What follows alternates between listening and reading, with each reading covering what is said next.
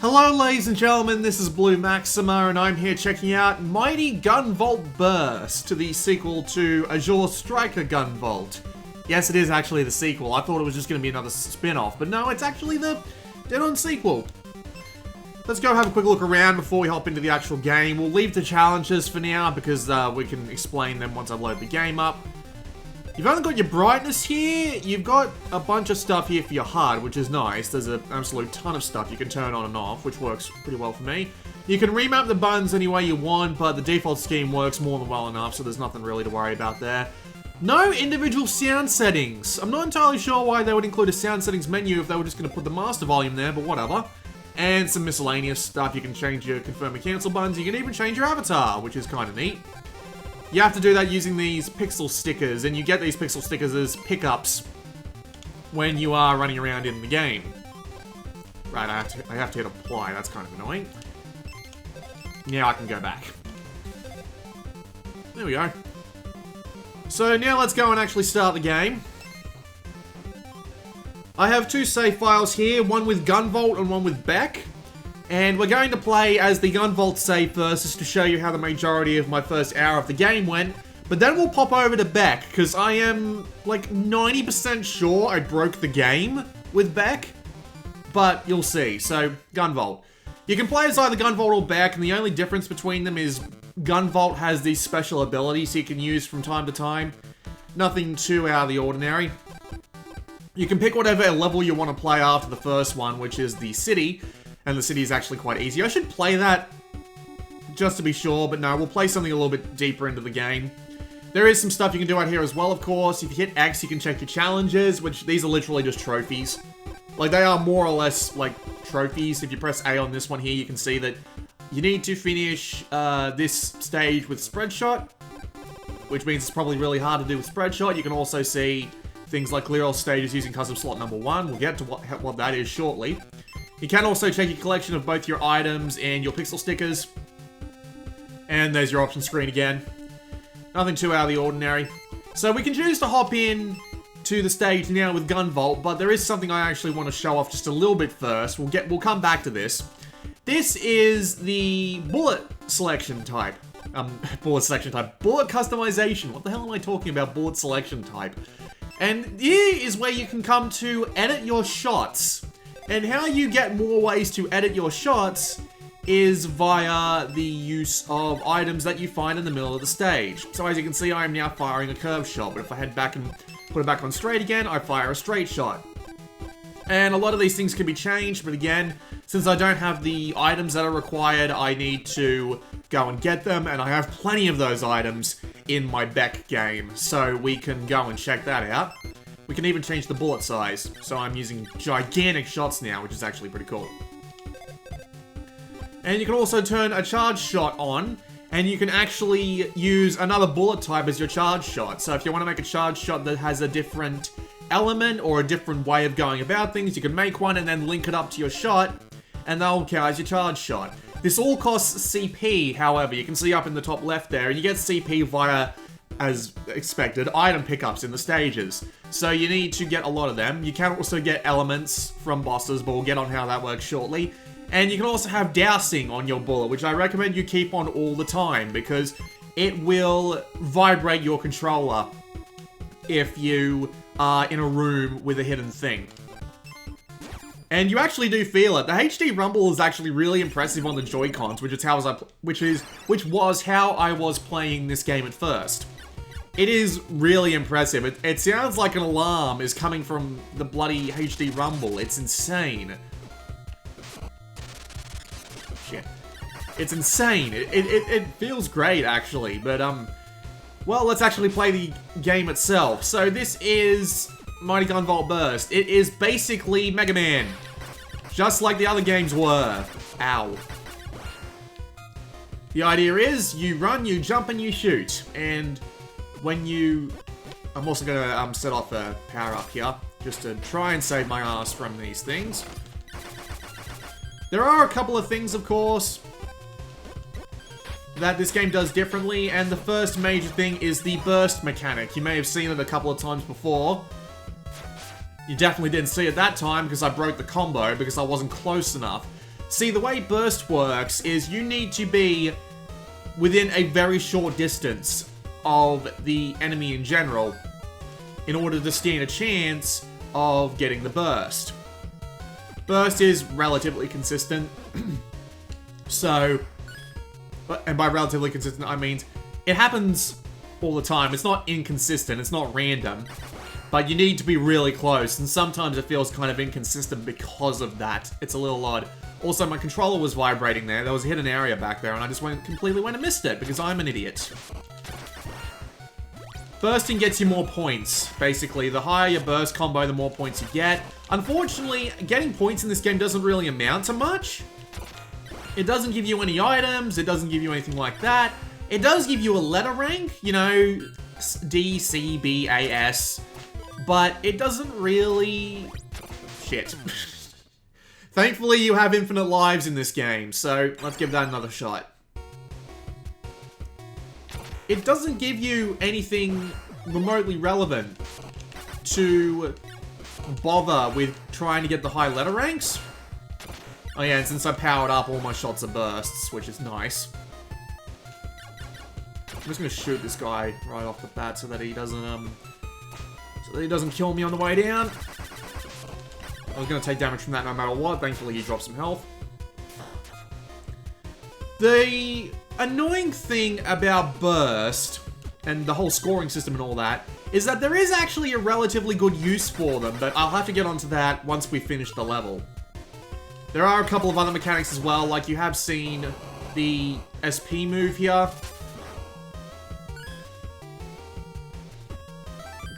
There's an item for you. You can also blow up some walls. I'm sure I'll find one. Yeah. My controllers just started vibrating like crazy. I must be close to some kind of hidden item. Whoops. The item's probably around here somewhere. It's probably through that wall on the left. Just gotta wait for this guy to actually show his face again. There we go. That's the way. Blow through the wall. CP up. Okay. And it started vibrating again. The stages are all fairly challenging. Hey, free health. Oop, and I'm dead. That sounds about right, doesn't it? I won't go for that again, but thankfully if you die, anything that you've picked up will be saved, so don't worry too much about getting a typical pickup and then thinking, oh, I have to go do that again. It'll save. The game itself is actually relatively easy. I mean, it's not so easy to be a cakewalk, but they do a lot of things to make the game easier to tolerate. There are very frequent checkpoints. You get infinite lives. And of course, the bullet customization system means that you can play the game pretty much however you want. I'm pretty sure I've gone and missed a secret area in this area too, because I can feel my controller vibrating, but we'll just leave that alone.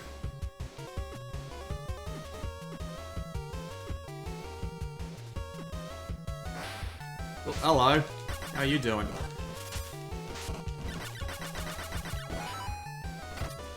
And the game is just more fair than your typical, like, Mega Man game, for example. I mean, I know Mega Man is tough but fair, but at the same time, this gives you a bit of a safety net.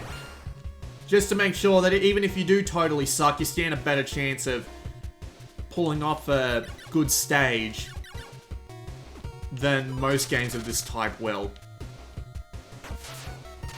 Which is nice. So anyway, here we are at a boss fight. You might be wondering what all that food I've picked up is for. Well, if I just pause the game, I can actually come and eat this food, and it will give me extra health. And now we have to fight the boss. How do we fight the boss? Well, we fight the boss by trying to figure out the patterns and beating the ever-loving bejesus out of them whenever possible.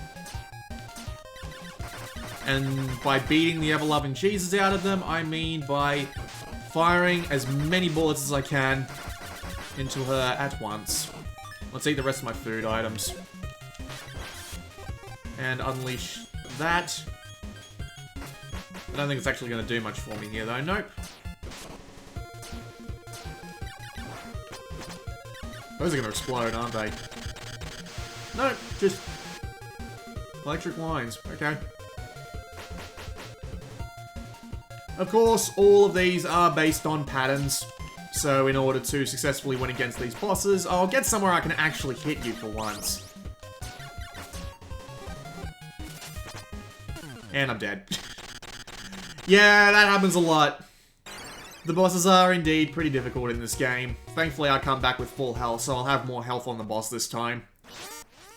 The bosses also have mid-health bar and quarter health bar attacks, which are the same attack, but they'll only put them out once their health has gone to that point. I don't have a charge shot to show off, unfortunately, but... Whoop, we'll have to make do with that. Without it, I mean. Whoop. Oh, right, that one got stuck to me. I didn't see that. Might as well talk about the way the game looks and sounds. It looks and sounds great.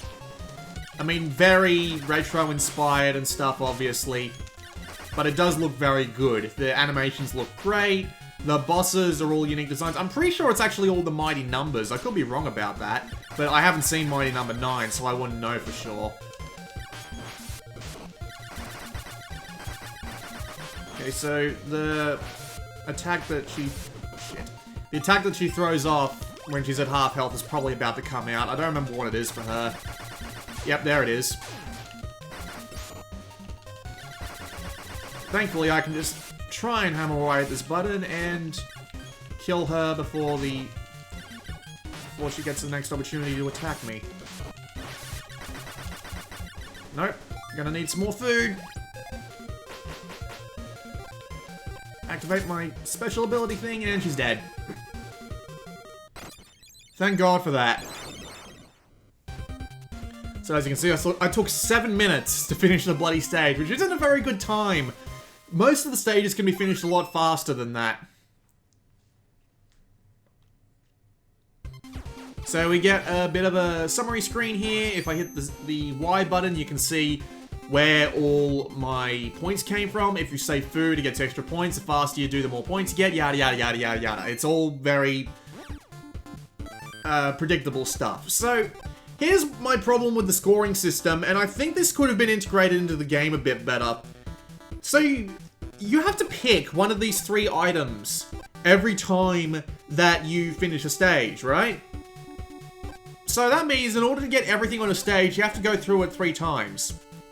Which is really annoying, because having the shock element and having a big boost to my maximum CP, both of those are very useful things to have. And it just kind of frustrates me that you don't get to, aka either pick all of them at once, which would make the game really easy, I'm aware.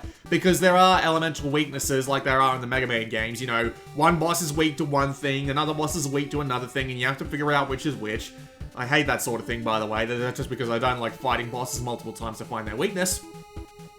But I don't like it when there's a whole system that the game has that could be used to justify giving you this bonus stuff. Like, imagine if you got a B, no, let me try this again. If you get a D, you get just the element by default. If you get a B, you get the CP up. If you get an A or an S, you get the stick up.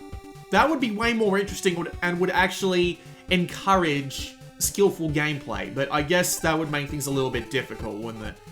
So yeah, let's go back and play on my Beck game, because my Beck game is a lot further in, and it has a bunch of stuff already unlocked on it, so we can actually see just how overpowered you can get. Trust me, I have completely broken the game at this point. You can see that I found most of the items. Not all of them, but most of them. I actually found an alternate exit on that one, and you saw in the power plant that you can actually go in 2 different directions. Those are kind of neat. The rest of the stages are pretty linear, though, which is kind of unfortunate. So, we're going to play the highway stage, because I did try this before, but I couldn't beat the boss with the gun that I had. So, it's all the same up here. All the challenges and stuff are still here. And they actually carry across game saves, which is nice. Also nice is that the stickers actually carry across game saves as well. So even if you beat the game with Beck and you get all the items there, you'll only need to get all the items that aren't stickers with Gunvolt, for example. Which is still kind of annoying, but not that big a deal. Let's head into Customize, though. Let's check out my shot. So Beck has access to a lot more types of bullets. And with a lot more types of bullets, he actually has access to a lot more types of shots, and these actually vary depending on the type of bullet you select. I'm not going to change anything, because if you change the bullet type, it gets rid of all your customizations, and I like how it is right now. Just 3 on-screen bullets, but that goes up to 4 or 5. There's a ton of different kinds of methods of fire, like rapid fire, and there are a bunch of other things going on. You can see, I can even pick up homing bullets, but we won't be doing that. Wave bullets, so, you know, bloody Medusa head, nightmares. You can change your speed. There's piercing too, so it currently pierces the terrain, which is really nice for what I use this gun for. Bullet dissipation, you can actually change this to make it so that bullets diffuse, and you can even get explosions, I believe. You can up the attack power, you can change the element. I've only got heat because I've been getting the CP upgrades every time. And there's charge, shot, dousing, and even aerial action. Press the jump button in the air to perform an air dash. I didn't even know I had this, so I'm gonna actually turn that on. I don't know where I got that from, but I'll take it. So, let's test this. This gun, and yes, you can test the gun in here, by the way. This gun is a shotgun. It is a super rapid fire shotgun. It's insane. So, if I get close to anything and just hammer the X button, I just hit it with like 3 separate bullets at once every time I press the fire button. It's insane. So let's finish this up and we'll go and play the highway stage. Obviously, I need an absolute ton of CP to make this work. And there is a challenge in the game, of course, where you have to stick to your default shot the entire time, which was basically what you saw with Gunvolt. But you know me, I'm not that kind of guy. I like to be overpowered. Whoop. Whoop. I just want to try and avoid this guy. The analog stick on my Pro Controller is acting up a little because it keeps turning me around. It's very sensitive in this game. It's kind of annoying, but not that big a deal. I missed the jump because I'm an idiot. And of course I jump right into his thing. Screw you. And up we go.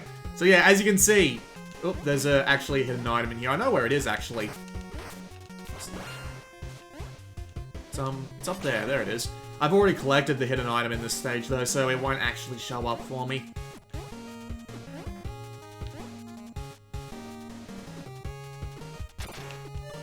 I'm trying to be a good player, but sometimes you just get screwed. Well, not so much screwed, but you tend to just get caught off guard by things you may have already seen before.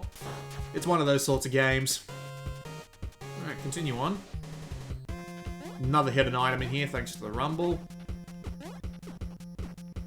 Jump, and jump the ladder. So yeah, it is very easy in this game to become drastically overpowered. Which is... I mean, it's a Mega Man game, so I could think of worse styles of games for that sort of thing to be true in, right? I mean, it's really not that big a deal, just because it makes the game more accessible, while at the same time, if you wanted to go through with the main shot only and just give yourself a bit more of a challenge, you could do that, and I appreciate that kind of customizability. I'm just gonna... There we go. Took me like 2 rounds to kill that guy the last time we ran into him. Nothing worth getting for me in there. Yeah, it took me 2 rounds to kill that guy the last time, and it took me like half a round that time because bloody shotgun ammo. And you can change and customize your shit at any time too, which is kind of neat. If you wanted to do that. But I don't. Because I just want to shotgun everything. Because that's fun. And I'm gonna have a... Actually, no, if I remember correctly, the boss room is just up here. Yeah, this is actually... no, this is not the boss room. I'm an idiot.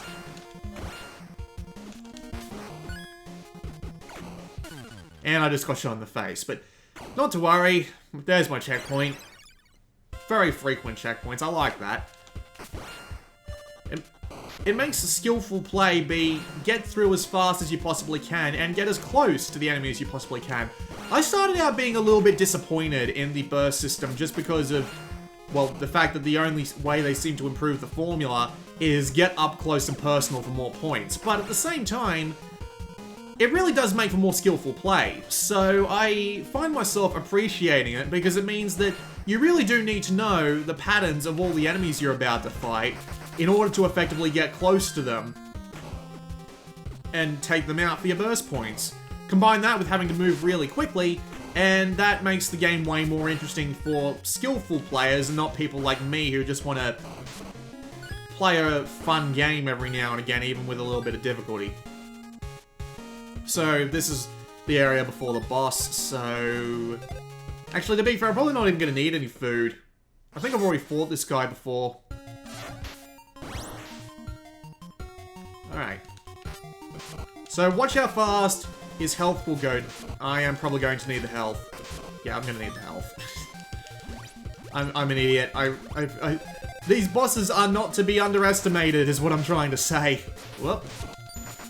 But yeah, as you can see, his health bar just goes down ridiculously fast. If I just stand close and fire at will. And more food, please.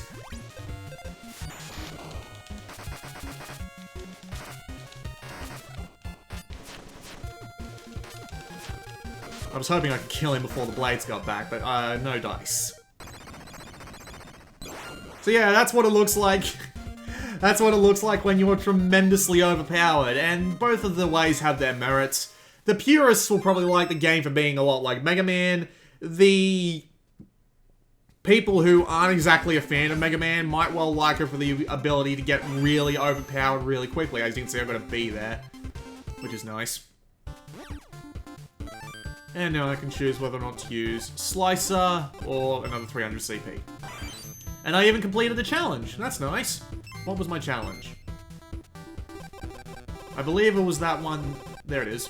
Oh, clear a stage with 4,000 CP of equipment. Yep, that's a thing. But yeah, the challenges just give you these little avatars that you can use as your avatar or even as the logos for the bullets, which is kind of neat. And there's my high scores on everything. And a bunch of these were with the shotgun. So, yeah, I like Mighty Gunvolt Burst. I like pretty much everything it does. It looks great, it sounds great. The gameplay is an interesting little twist because of how you have to get up close and personal. And with the ability to customize your shot, it means that it's not only catering to the purists, but even people who aren't very good at these sorts of games can still have a fun time with it. I paid 13 bucks Australian for it, which is about 10 bucks US, and I mean, it hasn't got that much content to it. I mean, after this stage, and I imagine like one more hidden stage, I can see the game basically being over by that point. And that would be a bit of a shame, really, because, you know, there's just not that much content.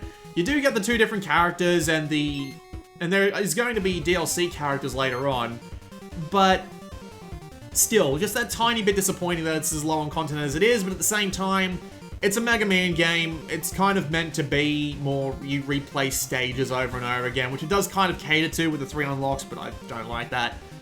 But yeah, I like Mighty Gunvolt Burst, and I would probably recommend it. It is from the people who made Blaster Master Zero as well, Inti Creates, and they are apparently really good at this sort of game. So there you go. I wonder why Mighty Number 9 sucked so much.